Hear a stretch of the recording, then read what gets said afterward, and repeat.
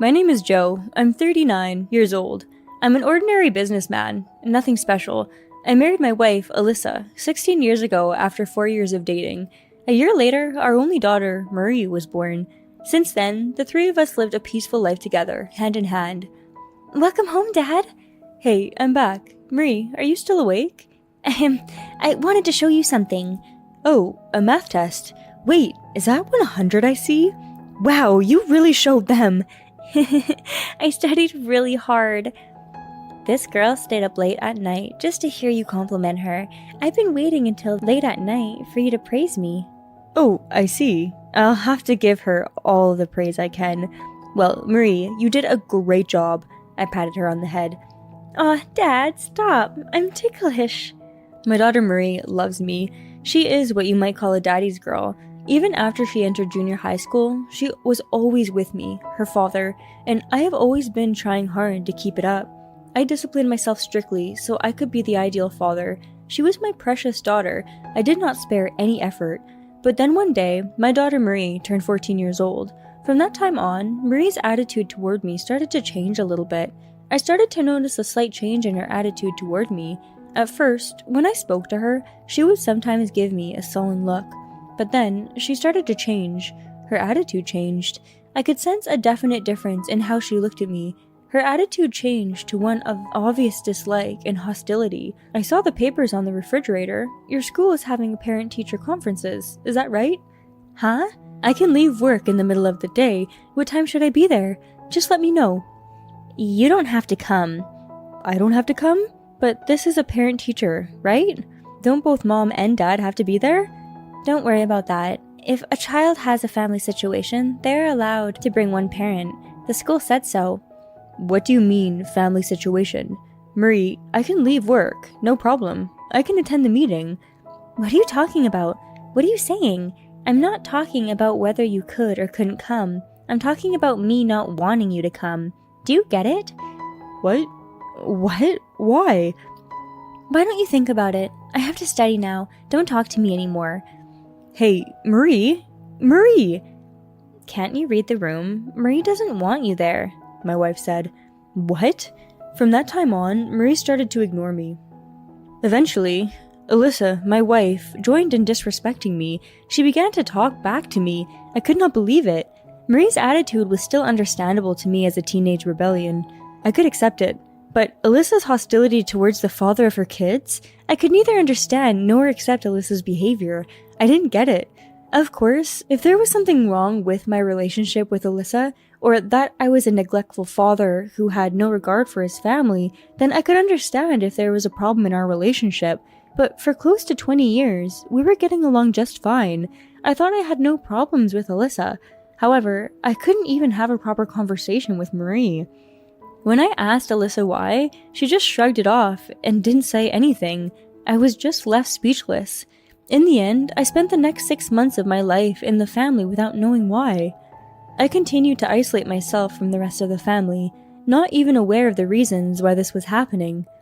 6 months later, there was a sudden turn of events. One day, I returned home after work as usual, but when I returned, Alyssa and Marie had left something.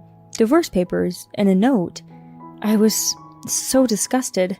We have had enough of you. We are leaving this house. Please go through with the divorce. In the note attached to the divorce papers, Alyssa's handwriting was written. The divorce papers were already filled in. Alyssa's information was already a done deal. I could sign the divorce papers and submit them to the city office. I could get divorced anytime I wanted. However, I myself had been reluctant. I had never considered divorce. I had never thought Alyssa would consider it.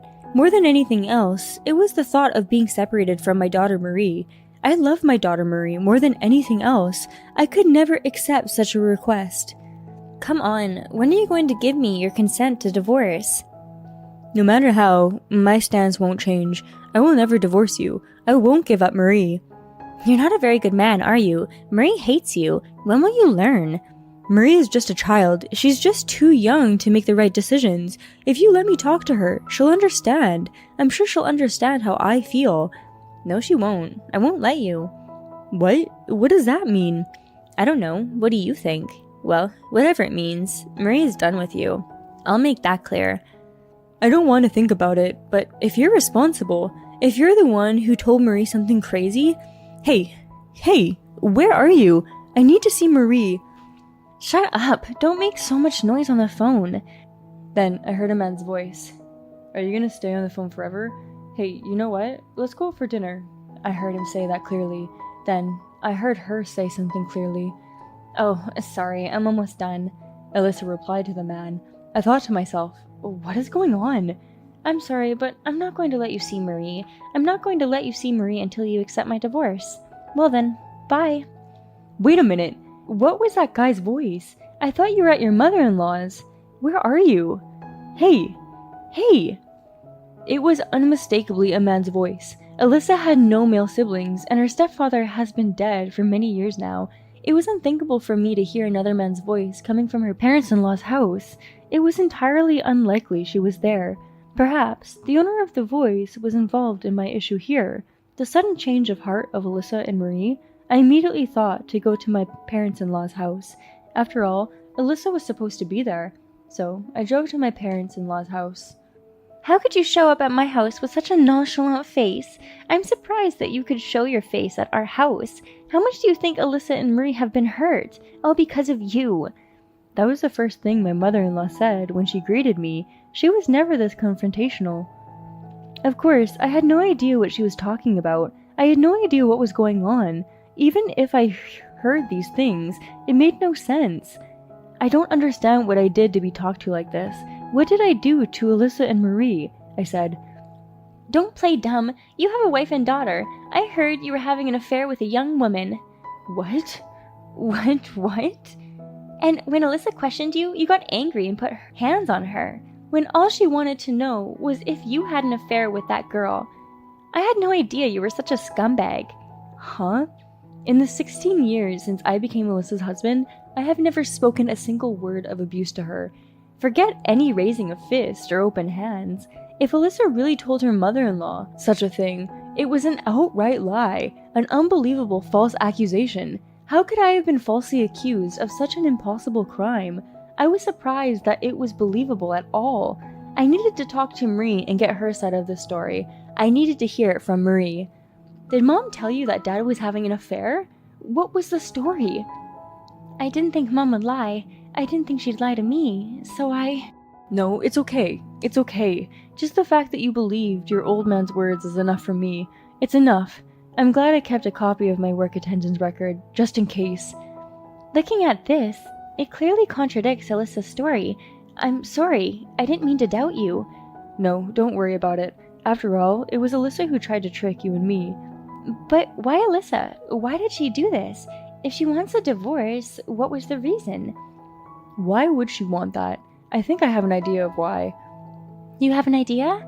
Before I came here, I called Alyssa's cell phone. Then I heard a man's voice on the phone. What? A man? I didn't think it was...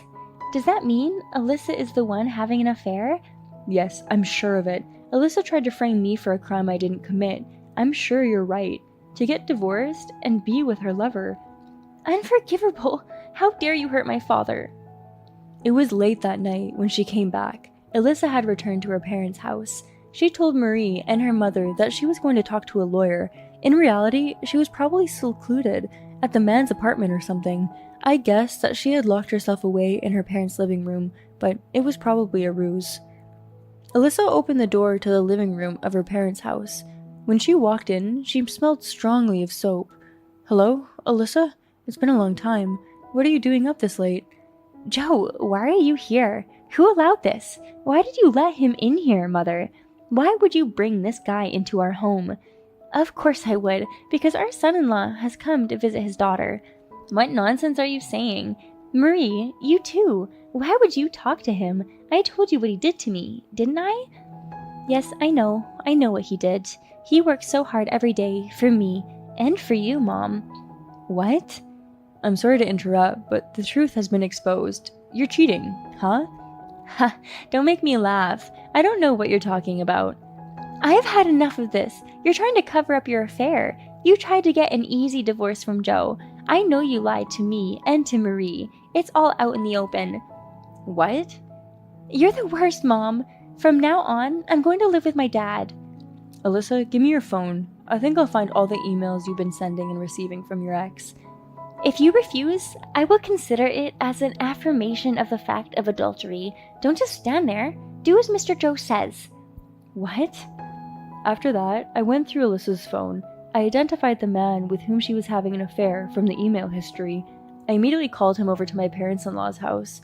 Without giving him a chance to make excuses, I brought up the matter of the affair with Alyssa. Fortunately, Alyssa's phone was full of evidence of her and the other man's actions. I found out that she had saved some photos of her and the other man. That included explicit photos of her and the man having an affair. Those two were finished now. They admitted their guilt. The settlement is $50,000. Please, sign this paper quickly. The man quickly obliged and signed. If I can't confirm the transfer of the money within a month, I'll go to court. I will file a lawsuit. In that case, I will be sending a letter to your workplace as well. He said to me, No need for that. I'll pay you for sure. I will pay you. You're next, Alyssa, you despicable woman. She said to me, Wait a minute. Are you seriously going to divorce me? You wanted this, didn't you? A divorce is what you wanted, right? Just because you're in a position to pay alimony now doesn't mean you can pretend you never wanted this. I can't just forget about that now. Marie, save me. You have to help me. You have to convince Dad. What? There's no way. What are you talking about? If you don't do something, he's going to throw me away. I'll be left to fend for myself. You deserve what's coming to you. I mean, I don't even think of you as my mother anymore. How could I, after what you did? Oh, no. Please. I'll get custody of Marie. I can't leave her to a woman like you. Who knows what she could learn from you? Well, at any rate, you're free to go now. You're free to make out or do whatever with that man. Go run away with that debtor over there, and live your life to the fullest. No! After that, I sued Alyssa and got custody of Marie from her. As for the alimony, it was offset by the share of the property, and I was able to kick Alyssa out of the house. She left with no assets. I am happy with the result. After my divorce, she chose to live with. I guess she found someone else to leech off of. He owes me a lot of money because of the settlement money he agreed to pay me. He's in a lot of debt now. Apparently, they are living a terrible life. However, the end of the relationship ended the way Alyssa wanted it to end. I don't think she can complain. As for me, I have no reason to be dissatisfied either. A year has passed since then. Marie, my beloved daughter, is now 15 years old. She will enter high school in the spring. She admires me so much. As a father, I couldn't be happier to have a daughter who adores me. I am more than satisfied as a father. I am beginning to think that it is time for her to let go of her parents. However, I hope that one day she will have a boyfriend or something. I'm sure she'll naturally grow apart from her parents. I think I will be able to enjoy this happiness. I hope I can enjoy raising her for just a bit longer. Thank you for watching.